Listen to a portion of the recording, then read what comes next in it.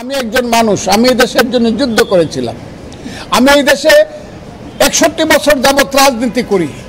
কাজে আমার এই দেশে নিশ্চিন্তে নির্বিঘ্নে বাঁচার অধিকার আছে। এটা আমার কনস্টিটিউশন এবং ফান্ডামেন্টাল রাইট। এই রাইট, এই অধিকারের উপরে আজকে আমি দেখছি বাধা পড়ছে, আমাকে হত্যা করতে চায়। এবং বিদেশ থেকে কিছু ইউটিউবার, বিশেষ করে ফ্রান্স থেকে কয়েকদিন আগে 2 জন ইউটিউবার অর্ডার দিয়েছে আমাকে হত্যা করার জন্য।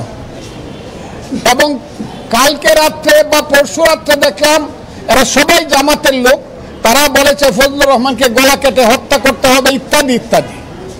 সেইগুলো তারা দূর থেকে বলছে, কিন্তু ছেলেরা একদম আমার বাসা পর্যন্ত যেভাবে স্লোগান দিচ্ছে, এতে করে আমি আশঙ্কা প্রকাশ করছি। শুধু আমার জীবনে আমি মৃত্যু ভয় পাই না, কিন্তু আমি মনে করি অপমৃত্যু তো আমার প্রাপ্য নয়। এই দেশটার জন্য আমি যুদ্ধ করেছি, কাজে আমার দেশে বাঁচার অধিকার আছে।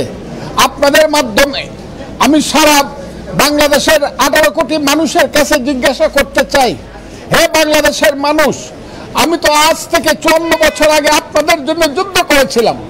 আজকে যে সন্তানেরা আমার বিরুদ্ধে স্লোগান দাও, তোমাদের জন্য একটা স্বাধীন দেশ সৃষ্টি করার জন্য আমি যুদ্ধ করেছিলাম।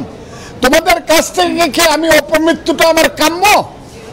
যদি আমার কোনো কথা তোমরা মনে করে থাকো আমি দেশের বিরুদ্ধে কথা বলছি বা তোমাদের কর্মকাণ্ডের বিরুদ্ধে কথা বলছি, আমার বিরুদ্ধে মামলা করো, আমাকে গ্রেফতার করো, আমাকে শাস্তি দাও।